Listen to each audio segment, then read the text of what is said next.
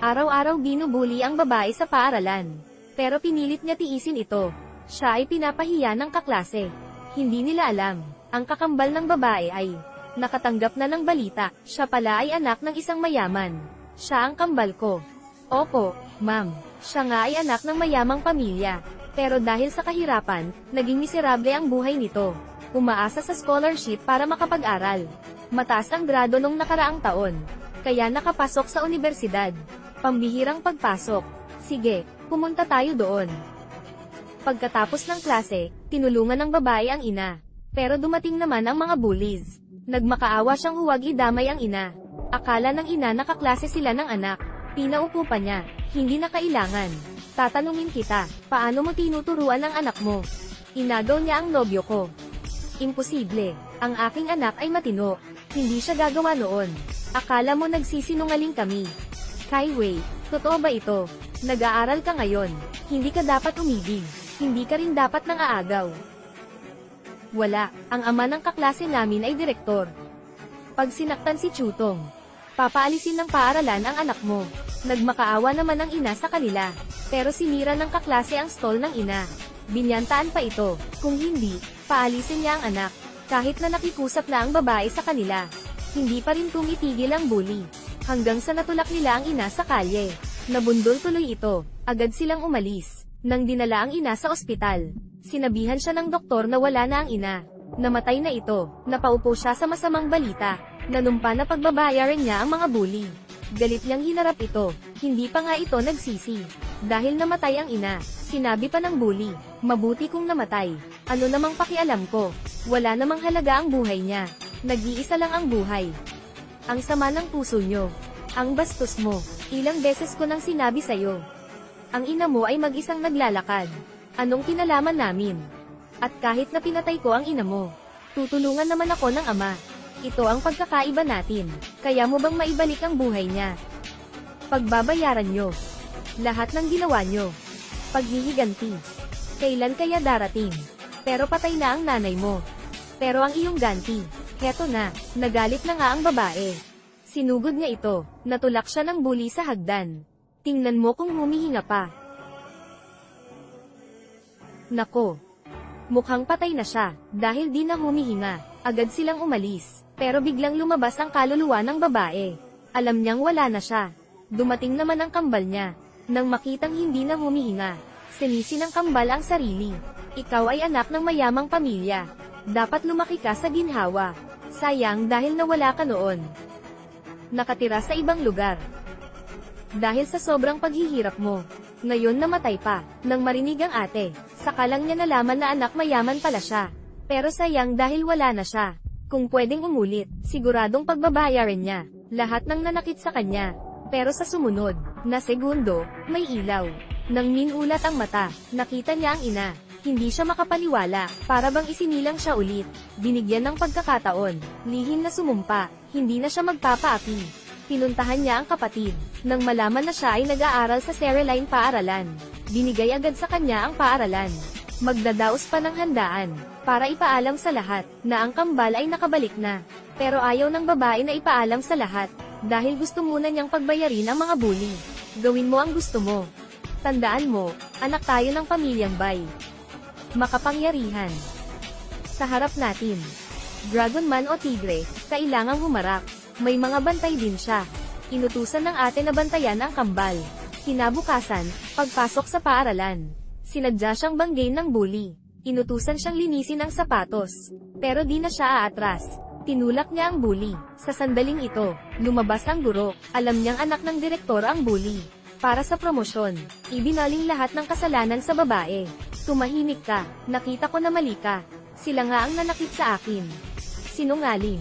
Ang ama ni Chutong ay ang direktor ng paaralan. Bakit ka naman niya sasaktan? Sinasabi ko sa'yo, malaki na ang problema mo. Ikaw ang guro. Pero bakit di mo kaya maging patas? Kwalipikado ka bang maging guro? Guro, tingnan mo siya. Lagi nga siyang di nagsasalita. Pero ngayon sinisigawan ka pa. Tama nga ma'am. Ano kang klaseng tao? Ang bastos ng bibig mo. Dapat sampailan ka ng ina mo. Hello, ikaw ba ang magulang ni Bai Kaiwei? Nanggugulo ang anak mo, bilisin mo at puntahan mo ako ngayon. Hello pa. May nangaasar sa akin, punta ka agad sa school. Tingnan mo, tinawagan na ni Chutong ang kanyang magulang. Bilisan mo at humingi ng awa kay Chutong. Baka mamaya magdusa ka. Imposible. Walang kwenta ang paghingi mo ng awa. Paaalisin ko siya. Sinasabi ko sa iyo by Kaiwei. Sinaktan mo si Chutong. Ngayon tapos ka na. Bakit hindi ka humingi ng awa ngayon? Kapag dumating ang mga magulang niya, sasabihin ko sa kanila, na paalisin ka, paalisin. Sino ka sa tingin mo? Ikaw na ordinaryong guro lang, kaya mo ba? Ako ordinaryo, wala akong kapangyarihan. Pero si ang mga magulang ni Chutong meron. Sila ay isang shareholder ng pamilya Bai. Sa isang taon nagbibigay ng 1 bilyon. Ang mama mo ay tindera lang. Naiintindihan mo ba ang pagkakaiba ng mga tao? Naiintindihan ko. Sa 2 buhay ko, alam ko naman ang pagkakaiba. Maghintay kayo mamaya. Pasensya, Chutong. Hintayin natin ang ina niya. Para maturuan ng leksyon. By Kaiwei, nakita mo na ngayon. Pati yung guro nasa panig ko. Gusto kong umalis ka na sa school. Pero what if maging mabait ako ngayon?